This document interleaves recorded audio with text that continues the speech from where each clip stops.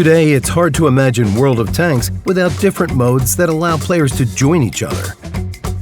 But veteran tankers will remember well, the only way for formed teams to meet in battle during the early years of World of Tanks were training rooms. Players set the meeting time, agreed on the rules of battle, chose the map, and went into combat. The appearance of company battles changed everything. Now you didn't need to agree on the time or spend credits on consumables, while not receiving either experience or credits after battle.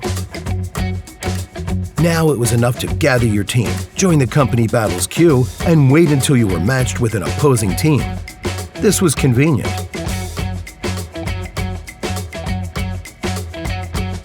The teams in a company were formed not by number of players, but by the sum of vehicle tiers, up to 90 points. The principle was simple. One vehicle tier equaled 1 point. There could be up to 15 vehicles in a company, but obviously not all of them could be tier 10s. That's where all the fun began.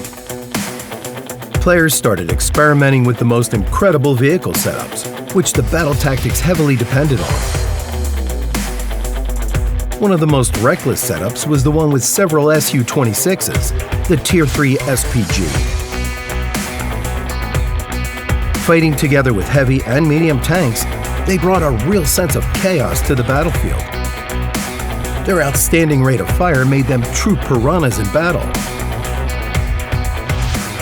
Under the fire of several Su-26s, a heavy tank would lose its tracks quickly.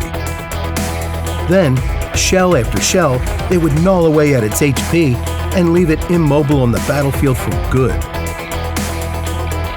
Company battles became a good launchpad for aspiring commanders because someone had to control players in battle. A voice chat that was added to the game was used to do so.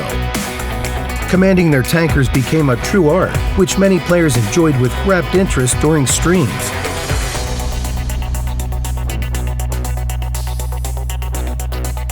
Company battles paved the way for the strongest clans in World of Tanks that later shined on the global map. However, interest in company battles lessened over time. The activity there decreased significantly, and the special chat for finding players turned into a message board with the most inconceivable offers.